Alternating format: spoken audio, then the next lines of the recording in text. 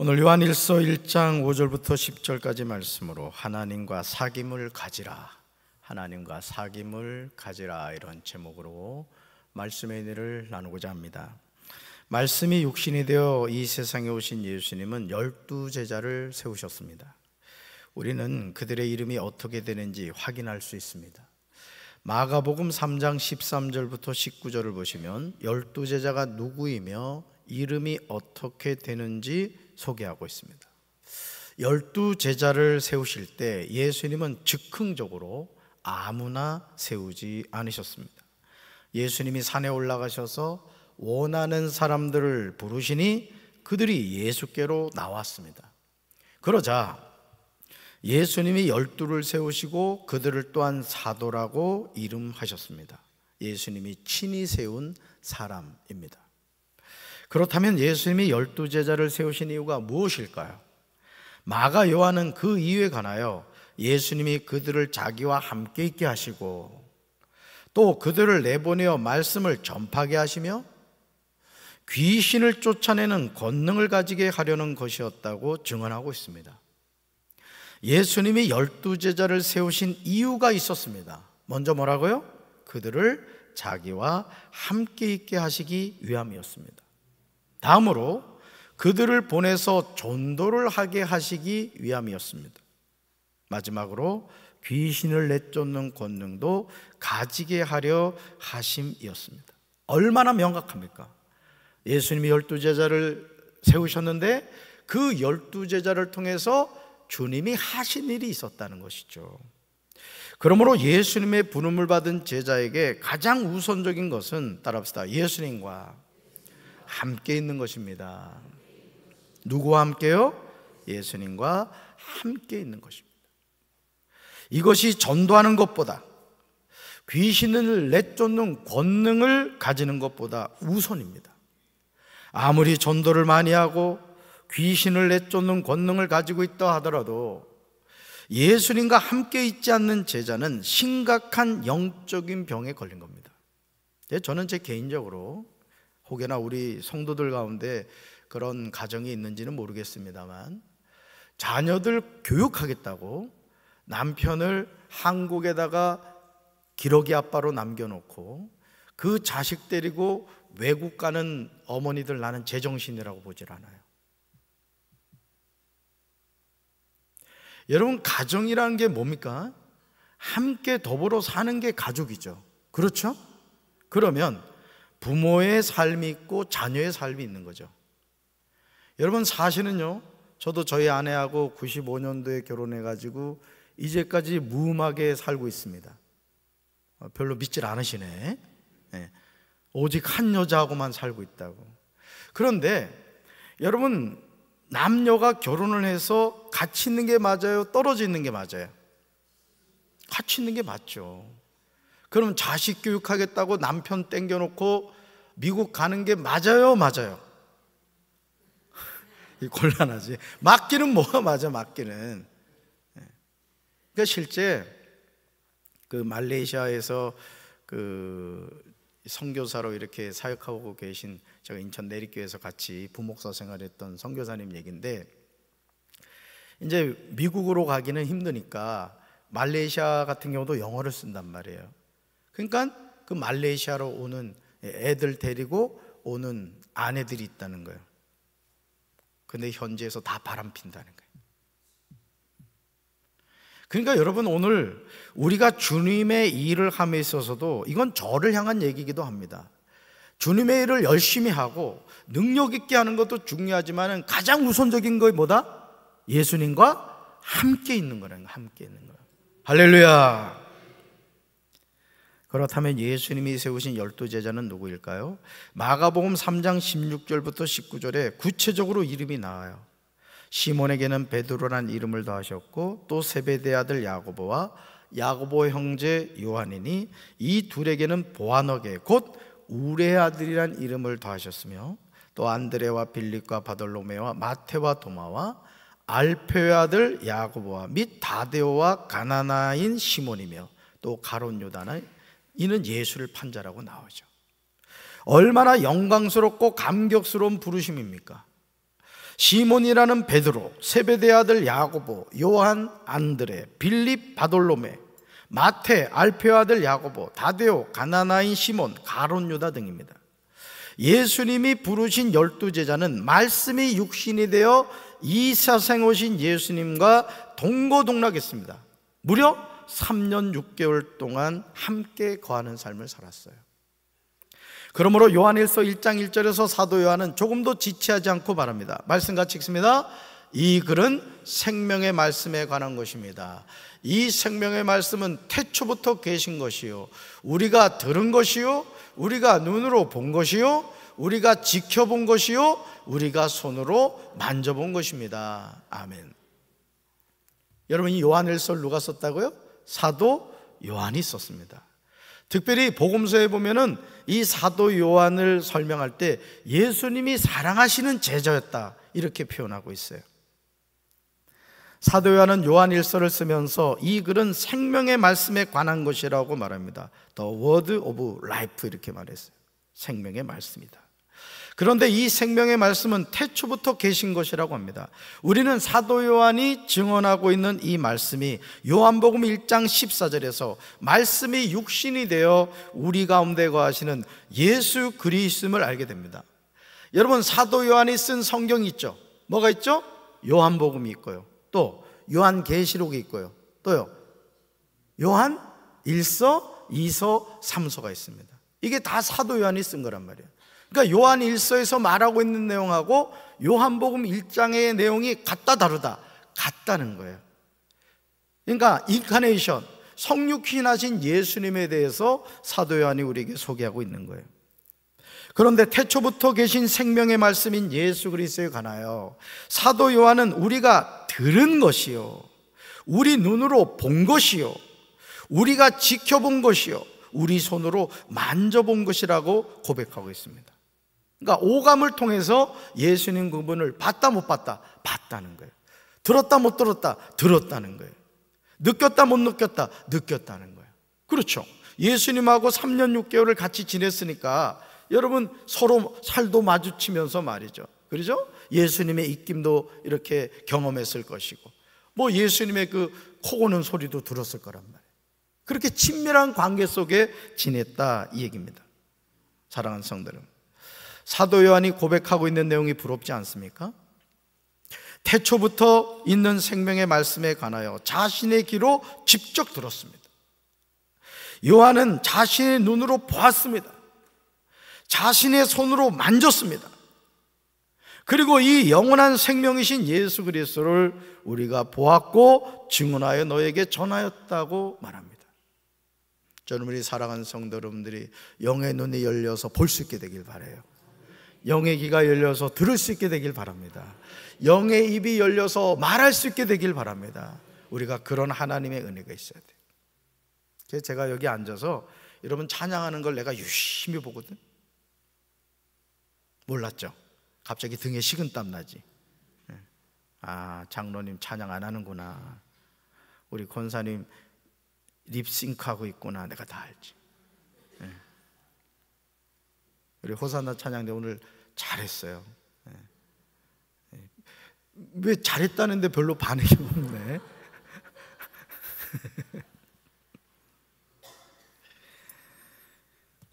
요한은요, 자신이 귀로 들었고 눈으로 보았고 손으로 만졌다는 것이죠. 그러므로 이 영원한 생명이신 예수 그리스도를 우리가 보았고 증언하게 너에게 전했다는 거죠. 그러니까 여러분, 오늘 우리가요 신앙생활을 하면서도 물론 그 조용기 목사님이 그 했던 말씀 가운데 하나입니다만은, 이 눈에 아무 증거 보이지 않고 이 귀에 아무 소리 들리지 않고 이 손에 잡히는 것 없다 할지라도 믿음을 가지면 됩니다. 조용기 목사님 그 말씀을 늘 하셨단 말이에요. 저도 이제 그 말씀을 이렇게 인용을 해서 여러분들에게 전합니다만은, 그럼에도 불구하고 저는 우리 사랑하는 성도 여러분들이 오감을 통해서 주님을 경험하게 되시길 바라요. 아멘이십니까? 그렇다면 이 예수 그리스도는 누구십니까? 2절 하반절에 요한은 이렇게 전해요. 같이 읽습니다.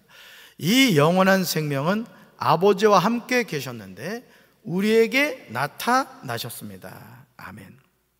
아버지와 함께 계시다가 우리에게 직접 나타나신 분이 바로 누구시다? 예수 그리스도시라는 거예요. 예수 그리스도. 예수님은 영원한 생명이 되십니다. 따라합시다. 예수님은 영원한 생명이 되십니다. 요한복음 11장 25절과 요한복음 14장 6절에서 예수님은 내가 생명이니 라고 친히 말씀하셨어요. I am the life. 내가 생명이라는 거예요. 우리 말씀 볼까요? 두 구절입니다. 같이 읽습니다. 예수께서 이르시되 나는 부활이요 생명이니 나를 믿는 자는 죽어도 살겠고. 아멘. 그 다음요, 예수께서 이르시되 내가 곧 길이요 진리요 생명이니 나로 말미암지 않고는 아버지께로 올 자가 없느니라. 아멘. 예수님은 부활이신 줄로 믿습니다. 예수님은 생명이신 줄로 믿습니다. 예수님은 길이신 줄로 믿습니다. 예수님은 진리신 줄로 믿습니다. 예수님을 믿는 사람은 죽어도 살아요. 그러니까 여러분, 우리가 사랑하는 사람이 우리의 곁을 떠났을 때 이 부활신앙이 분명하면은 눈에서 눈물이 나지만 우리 마음에 평강이 임하는 거예요. 우리 홍성민 집사 오늘 예배부 자리에 참석했습니다만 우리 이용훈 권사님 임종하시기 전에 저하고 통화를 했거든요. 마지막 귀에 제가 전화기를 대달라고 그랬어요. 그 기도 얼마 하시고 얼마 안 돼서 이제 소천을 하셨는데, 자, 어머니하고 떨어졌다는 것은 너무 슬프죠. 그죠? 74세로 하나님 부름 받으셨거든요. 근데 그 영은 지금 어디가 있어? 홍 집사님, 천국 가 있단 말이야. 영은 죽는다 죽지 않는다? 영은 안 죽어요. 그러니까 여러분, 죽음과 동시에 우리 영혼은 예수 믿으면 어디로 가고? 천국 가고, 예수 안 믿으면 지옥 가는 거예요. 그러면 이 남은 육체는 뭐예요? 이거 흙덩어리예요. 흙덩어리. 믿어지지 않는 사람은 손을 흙에다 묻어놓고 한 달만 있어봐. 그냥 썩어. 왜냐하면 이 재질이 흙이란 말이에요. 그래서 사람이요, 죽잖아요. 이 코끝에서 호흡이 딱 멈추는 순간부터 몸이 부패합니다. 그래서 흙으로 돌아가는 거예요. 또 화장하면 한 줌의 재가 되죠. 그러니까 여러분, 어떻게 보면 예수 믿는 사람에게 죽음이라는 것은 자유함을 얻는 거예요. 사실은 고생과 수고가 다 지난 거라고요. 그러니까 여러분, 우리가 이 세상 살면서 생명이신 예수 그리스도 통해서 구원받아 하나님의 자녀가 됐다는 것은 감사해요, 감사해요.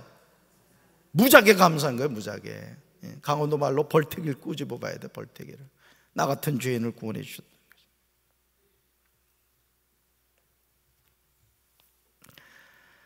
예수님을 믿는 사람은 죽어도 살아요.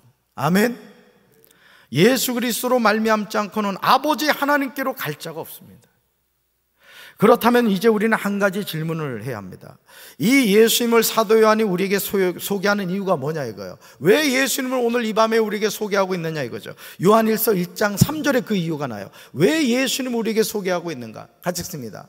우리가 보고 들은 바를 여러분에게도 선포합니다. 우리는 여러분도 우리와 서로 사귐을 가지기를 바라는 것입니다. 우리의 사귐은 아버지와 또 그의 아들 예수 그리스도와 함께하는 사귐입니다. 아멘. 이 사귐이라는 낱말이 몇 번 나와요? 3번이 나와요. 3번.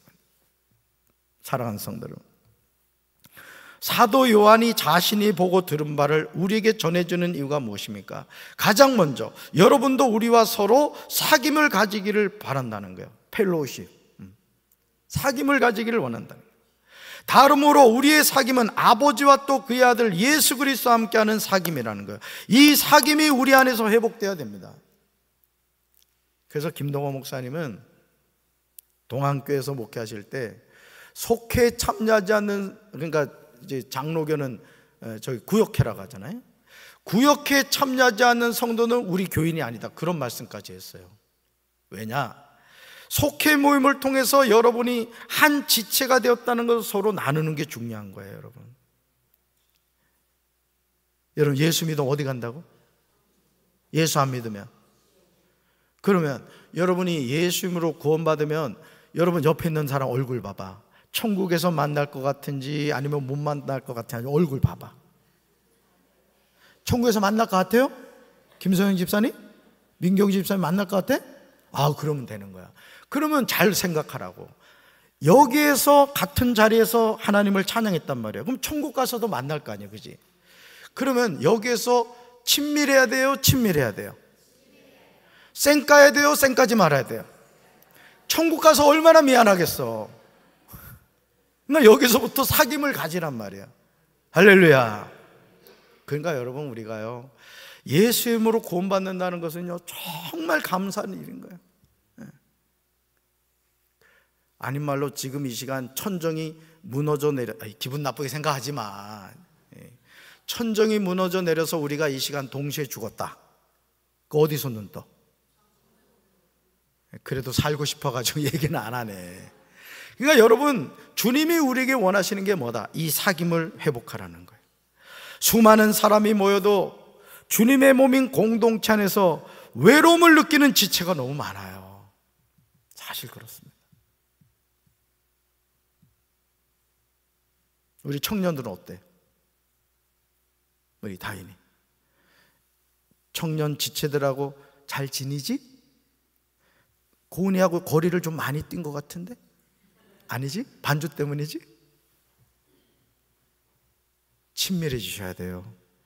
아멘이십니까? 그러니까 하나님이 보실 때 제일 마음이 아픈 게 뭐냐면은 같은 믿음의 공동체인 교회 안에서 서로 하나 되지 못하는 거예요. 하나 되지. 강단에서요, 예배를 드리기 위해서 오는 성도들의 모습을 볼 때마다 제가 느끼는 점이 있어요. 모두가 외롭다는 거예요. 외롭다는 거예요. 오늘도 저희 우리 김영심 사모가 새 가족이 저기 우리 조영순 집사님 그 자리에 앉았다고. 혼자 앉아 있었어, 혼자. 그러니까 저희 권사님을, 조경숙 권사님, 그지? 조경숙 권사님한테 지령을 내리더라고. 좋은 말 할 때 옆에 가서 앉아라. 그러니까 조 권사님이 입이 이만큼 안 나왔어. 가서 앉더라고. 그러니까 그분이요, 제가 잘 봤어요. 여기서 제가 다 보거든요. 저는 여러분들 제 레이더에 다 들어와 있다고. 졸고 있는지 딴 생각하는지 핸드폰 받고 있는지 다 봐. 내가 봐, 눈이 커가지고 다 보이지. 근데 제가 그분의 반응을 봤어요. 새가족 반응을. 조경숙 권사님이 옆에 가서 앉으면서 인사를 하시더라고. 그러니까 그분이 좀 놀라더라고요. 왜 그럴까요? 새가족인 나에게 누군가 옆에 와서 앉는다는 게 그분의 입장에서 너무 어려운 일이었던 거예요. 근데 조 권사님이 가서 같이 그 자리에 앉아서 예배를 드리면 어떤 마음을 갖게 되었을까요? 아, 이 교회는 나에게 관심이 있구나. 이게 전해지는 거예요. 아멘이십니까? 그래서 여러분들이 교회에서 예배를 드릴 때도 가급적이면 낯선 사람들을 유심히 보란 말이야. 특별히 우리 예배위원들은 그걸 잘해야 돼. 그래서 새가족이 있다라고 하면은 그 새가족 옆에 자꾸 누군가를 가서 앉을 수 있도록 배려를 해줘야 되는 거예요. 할렐루야. 그래서 오늘도 새가족 한 분이 이제 그랬다 그래요. 집사람의 얘기에 의하면은 교회를 갔는데 아는 사람이 없어서 교회를 안 가려고 한다는 거예요. 그래서 오늘 긴급하게 집사님 한 분, 뭐 집사님 누구예요? 김혜옥 집사지. 김혜옥 집사한테 속회에다가 연결해줘서 잘 케어하라고 그렇게 얘기를 했어요. 그러니까 여러분, 오늘 주님의 몸된 교회 안에서 외로운 사람이 많다니까. 외로운 사람. 그래서 여러분, 복음성가가 있다고. 외로워서 못 살겠어. 이게 복음성가야. 이게 복음성가. 그러니까 교회에서요, 여러분이 교회가 부흥하려고 한다면 여러분들이요, 그런 마음을 가지셔야 돼요. 식사하실 때도 마찬가지라고. 식사하실 때도 누군가가 기쁨으로 맞이해 준다면 얼마나 좋을까 하는 생각을 하고 납니다. 우리는요, 모두가 연약한 지체예요. 우리가 서로 힘을 합칠 때 우리는 하나님의 새 역사를 써갈 수 있는 줄로 믿습니다. 그러므로 요한일서 1장 4절에서 사도 요한은 자신이 서신을 쓰는 이유와 목적이 무엇인지 분명하게 밝히고 있습니다. 그것은 우리가 이 글을 쓰는 것은 같이 읽습니다. 우리 서로의 기쁨이 차고 넘치게 하려는 것입니다. 아멘. 이제 우리는 생명의 말씀이신 예수 그리스도를 통하여 우리 삶에서 잃어버린 기쁨을 회복해야 돼요. 여러분, 제가 최근에 봤던 영상 가운데 어떤 영상이 있냐면 여러분 건강하시기 바랍니다. 건강한 방법을 내가 오늘 이 저녁에 나온 분들한테만 알려줄게. 첫째는 소식을 하라는 거예요. 소식. 그리고 꼭꼭 씹어 먹으라는 거예요. 꼭꼭 씹어 먹으라. 그리고 또 한 가지가 있어요. 자주 웃으라는 거예요. 그러니까 웃음이 안 나는 사람은 거울을 항상 들고 다니라고. 그러면 자기가 자기 얼굴 보면요, 가짜나서 웃음이 나와요. 이거 누구지? 너 누구냐? 막 이런 웃음이 나는 거야. 근데 그렇게 자꾸 웃으면 그렇게 건강에 좋다는 거야. 자, 우리 지금부터 한 20초만 웃어봅시다. 시작.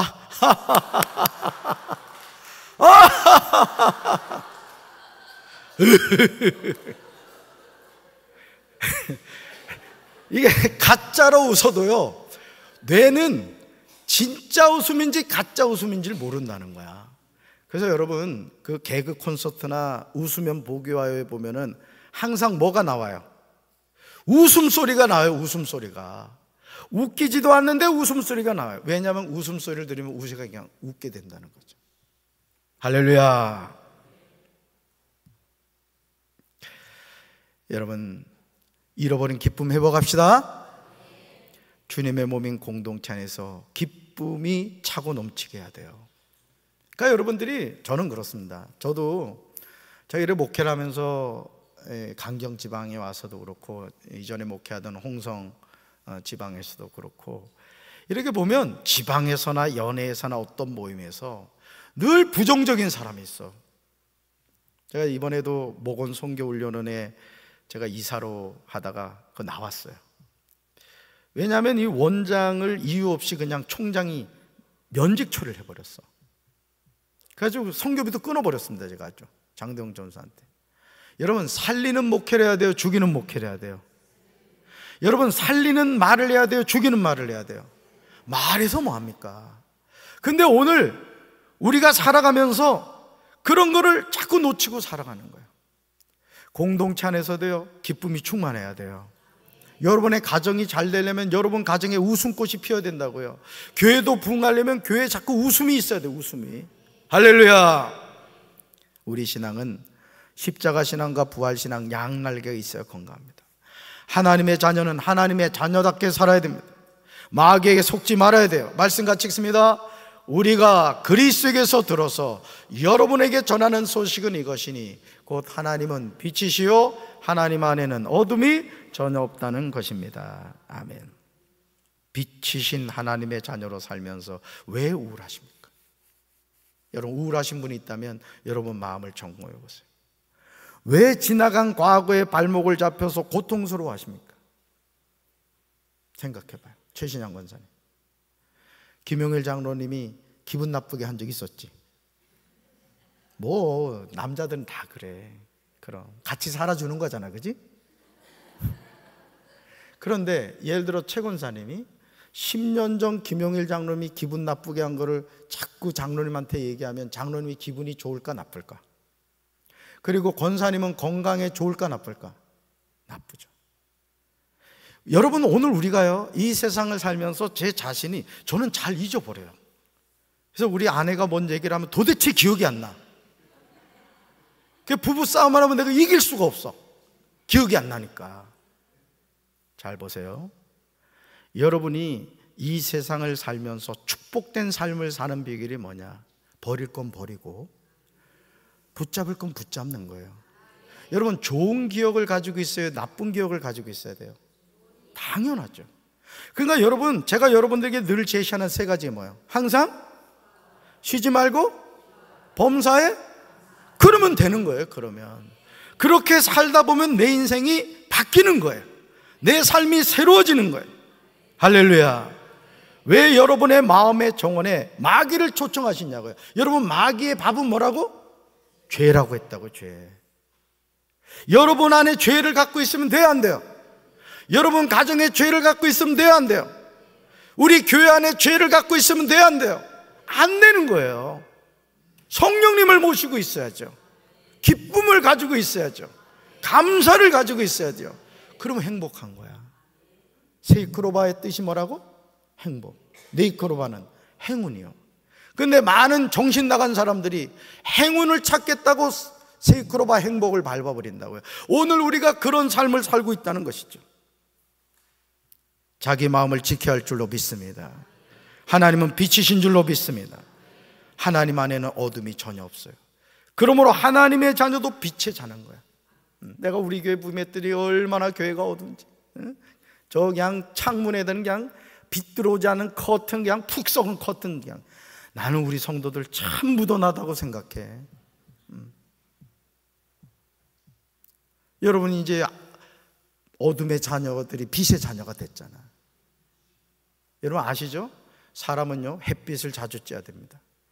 저도 저 비타민 D가 부족해가지고 그 약을 이렇게 먹었더니 그 약사 되시는 장로님이 그러더래요. 하루에 한두 시간 좀 빛을 보라고 그런 얘기를 했다고 그래요. 여러분, 우리 하나님의 자녀로 사는 삶도 마찬가지죠. 하나님 안에 어둠이 전혀 없듯이 빛이신 하나님의 자녀도 그 안에 어둠이 전혀 없음을 믿어야 할 줄로 믿습니다. 우울한 생각, 부정적인 생각을 여러분 안에 모시지 말라고요. 요한일서 1장 6절에서 사도 요한은 빛이신 하나님의 자녀에게 충고합니다. 같이 읽습니다. 우리가 하나님과 사귀고 있다고 말하면서 그대로 어둠 속에서 살아가면 우리는 거짓말을 하는 것이요 진리를 행하지 않는 것입니다. 아멘. 이 말씀 암송하세요. 우리가 누구와 사귀고 있다고 말하면서 그대로 어둠 속에 살아가면 우리는 뭐 하는 자다? 거짓말하는 자고 진리를 행하지 않는다는 거예요. 그러니까 사람은요 마음먹기 다른 겁니다. 네. 그러니까 여러분의 인생이 예를 들어서 그렇거든요. 내 인생이 행복하다 불행하다고는요 한 끗 차인 거야. 여러분이 어떤 마음을 가지고 있느냐에 따라서 지금 있는 상황이 행복이 될 수도 있고 불행이 될 수도 있는 거예요. 여러분 안에 어둠을 초청하지 마시기 바라요. 사랑하는 성도 여러분, 지금 여러분 하나님과 사귀고 계십니까? 그렇다면 어둠 속에서 살아가면 안 돼요. 그래서 여러분이 인생의 어떤 고난과 역경이 다가올 때 하나님 앞에 나와야 돼요. 울어야 돼요. 살려달라고 외쳐야 되는 거예요. 왜? 하나님은 빛이시기 때문에. 할렐루야. 로마서 13장 12절과 에베소서 5장 11절에서 사도 바울은 우리에게 분명히 강조하고 있어요. 깨달아야 될 말씀이에요. 우리 두 구절 같이 읽습니다. 밤이 깊고 낮이 가까웠으니 그러므로 우리가 어둠의 일을 벗고 빛의 갑옷을 입자. 아멘. 그 다음요, 너희는 열매 없는 어둠의 일에 참여하지 말고 도리어 책망하라. 아멘. 하나님의 자녀는 어둠의 행실을 뭐하고? 벗어버리고 빛의 갑옷을 입어야 합니다. 하나님의 자녀는 열매 없는 어둠의 일에 참여하지 말아야 돼요. 오히려 그런 어둠의 일을 폭로해야 됩니다. 여러분, 죄는 숨기면 안 돼요. 죄는 하나님 앞에 고백해야 돼요. 아버지, 제가 또 죄를 지었어요. 죄를 지었어요. 그럼 하나님이 요놈 한번 맞자 이러시겠어요? 그러지 않아요. 그럴 줄 알았다. 그럴 줄 알았다고 말씀하시면서 우리를 용서해 주는 거예요. 아멘이십니까? 이것이 구원을 받은 하나님의 자녀로서의 삶입니다. 우리가 이 세상에서 하나님의 자녀로 산다는 것은 다른 것이 아니에요. 고린도전서 11장 1절에서 사도 바울이 내가 그리스도를 본받는 자가 된 것 같이라고 고백했듯이 우리는 그리스도를 본받는 자가 되어야 될 줄로 믿습니다. 요한일서 1장 7절에서 요한은 그 방법을 제시하죠. 같이 읽습니다. 그러나 하나님께서 빛 가운데 계신 것 같이 우리가 빛 가운데 살아가면 우리는 서로 사귐을 가지게 되고 하나님의 아들 예수의 피가 우리를 모든 죄에서 깨끗하게 해주십니다. 아멘. 우리가 뭐 가운데 살아가면? 우리는 서로 뭐를 가지게 된다? 네. 토요일 날 제가 참 담임 목사는 생각이 많아요. 토요일 날 이제 차를 이렇게 제가 파킹하려고 갔더니 그 제가 세우려고 했던 그 장소에 오진순 집사님이었던 것 같아요. 범인이. 오진순 집사님이 토요일 날 오셨죠, 그죠? 그래서 거기 차를 아마 청소하러 오셨던 것 같아. 맞나? 하여간 왔었어, 그지? 그래서 내가 보통 그 코너에 넣어놓거든.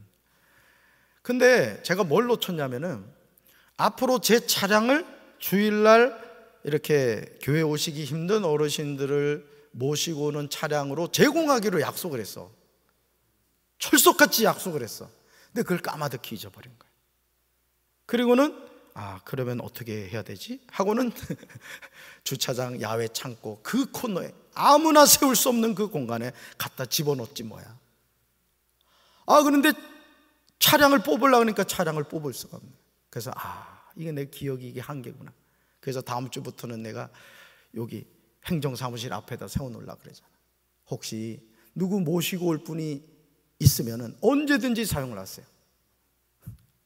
사용을 하셔도 된다고. 담임 목사 차 쓰는 거지. 그럴 때 쓰지 언제 쓰겠어요. 여러분, 하나님은 소멸하지 않는 빛이시기에 빛 가운데 계신 줄로 믿습니다. 그러므로 우리가 빛 가운데 살아가면 우리는 서로 사귐을 가지게 되는 거예요. 그러니까 여러분들이 항상 마음속에요, 주님을 모시고 살아가야 되는 거예요. 그래서 여러분들이 자꾸 우울한 노래 부르지 마라. 간다 같잖아. 왜 그런 노래를 불러? 우리 청년들도 노래방 가서 부를 때는 명랑한 거 부르라고. 명랑한 거. 우리 윤기 알았지? 우리 박인혜 특별히. 우리 박인혜가 노래방을 먹여 살립니다. 얼마나 노래를, 제가 그랬거든요. 제가 초등학교 다닐 때 오리를 걸어 다녔는데, 이제 학교를 마치고 이렇게 거운에서부터 장화동을 가면은 하여간 기억나는 대로 다 노래를 부르는 거야. 그때 동네 사람들이 참 힘들었을 거야, 제 노래소리 때문에. 여러분, 우리가 빛 가운데 살아가면 우리는 서로 사귐을 가지게 돼요. 이런 사귐을 통하여 하나님의 아들 예수 그리스도의 피가 우리를 모든 죄에서 깨끗하게 해주실 줄로 믿습니다. 성철 스님을 비롯하여 자기 스스로 구원을 이루려고 몸부림을 쳤던 수많은 사람이 놓쳤던 진리가 바로 이것입니다. 우리를 모든 죄에서 깨끗해 주시는 것은 오직 하나님의 아들 예수의 피인 줄로 믿습니다. 따라합시다. 하나님의 아들 예수의 피. 아멘. 그러므로 요한일서 1장 8절과 9절에서 사도 요한은 만일 우리가 죄가 없다고 말하면 우리는 자기를 속이는 것이요 진리가 우리 속에 없다고 합니다. 그러나 우리가 우리 죄를 자백하면 하나님은 신실하시고 의로운 분이셔서 우리 죄를 용서하시고 모든 불의에서 우리를 깨끗하게 해주세요. 그러기에 성철 스님에게 필요했던 것은 예수님의 피였던 거예요. 오늘도 저와 여러분에게 필요한 것은 예수님의 피인 줄로 믿습니다. 그래서 오늘 장대웅 전사가 찬양 선곡을 할 때 보혈에 대한 찬양을 이 본문을 보고 보니까 준비를 했어. 예수의 피. 아멘이십니까? 매일 매 순간 우리는 자기 죄를 고백해야 됩니다. 따라합시다. 나는 죄인입니다. 나는 죄인입니다. 용서하여 주십시오. 그리하면 예수님은 우리를 용서해 주실 줄로 믿습니다. 만일 우리가 죄를 지은 일이 없다고 말하면 우리는 하나님을 거짓말쟁이로 만드는 것이고요, 하나님의 말씀이 우리 속에 있지 않습니다. 그러므로 이제 우리는 사귐을 회복해야 돼요. 속회에서, 선교에서, 또 우리가 이 믿음의 공동체 안에서 서로 사귑시다. 그리고 내 옆에 있는 지체가 천국에서 만날 지체라는 걸 기억하셔요. 옆에 있는 분 한번 손잡아봐. 그리고 이렇게 인사합시다. 손잡아봐. 그래, 천국에서 만납시다. 지옥에 가지 맙시다. 우리의 사귐의 근거는 아버지와 그의 아들 예수 그리스도와 더불어 누리는 사귐입니다. 하나님이 빛 가운데 계신 것 같이 우리도 빛 가운데 행하며 살아야 될 줄로 믿습니다. 우리가 서로 사귐 있고 그 아들 예수의 피가 우리를 모든 죄에서 깨끗하게 해주십니다. 저는 담임 목사로서 우리 사랑하는 성도 여러분들이 마귀의 밥이 되는 죄를 품고 있지 말고 늘 성령의 9가지 열매가 여러분의 심령 속에서 주렁주렁 맺히게 되기를 주님의 이름으로 축원합니다. 그리고 3가지, 항상 기뻐하고 쉬지 말고 기도하고 범사에 감사하고 그렇게 살아갑시다. 할렐루야. 가슴에 손 얹읍시다. 사랑의 주님, 오늘 우리가 이 세상을 살면서 수십만 명, 수만 명, 수천 명, 수백 명이 모이는 교회 안에서도 군중 속의 고독을 경험하는 지체들이 많이 있습니다. 교회 와서도 맨날 만나는 사람만 만나고 나와 불편한 관계에 있는 사람은 관계를 맺지 않으려고 합니다. 그러나 우리는 예수님으로 구원받은 하나님의 자녀인 줄로 믿습니다. 우리가 천국 가서 다시 만날 한 가족인데 우리의 감정과 우리의 생각을 내려놓고 서로 손잡고 천성을 향해 믿음으로 달려가는 우리 사랑하는 성도들 되게 하옵소서. 이제는 우리 주 예수 그리스도의 크신 은혜와 하나님 아버지의 한없는 사랑과 성령님의 교통하심이 하나님과 사귀고 우리 형제자매들과 사귀고 믿음 안에서 하나 되어 승리하는 삶을 살기 원하는 사랑하는 주의 백성들 위해 이제부터 영원토록 함께 하시기를 간절히 축원하옵나이다. 아멘.